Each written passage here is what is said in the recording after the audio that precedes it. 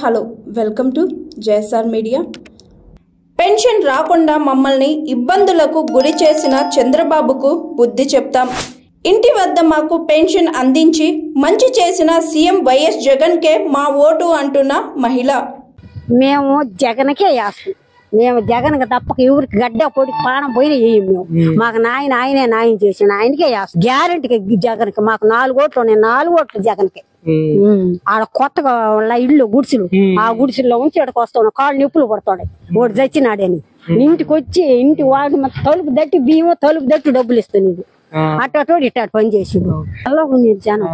కొంతమంది ముసలాం పడిపోయింది. ఆడ పడిపోయి మంచిళ్ళు ఇచ్చి మొఖం తుడిచి నేనే కోసను పెట్టామని ఇచ్చిండు. వాడు చచ్చినాడని వాడు దూని తాగల.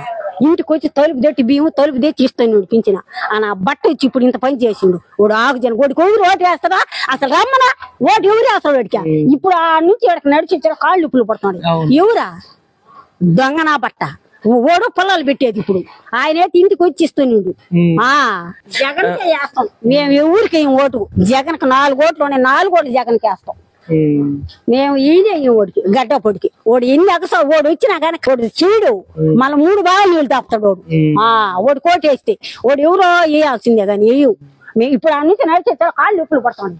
ఇల్లు దట్టి ఇస్తున్నాడు జగన్. ఇల్లు దట్టి బియ్యం ఇచ్చిండు.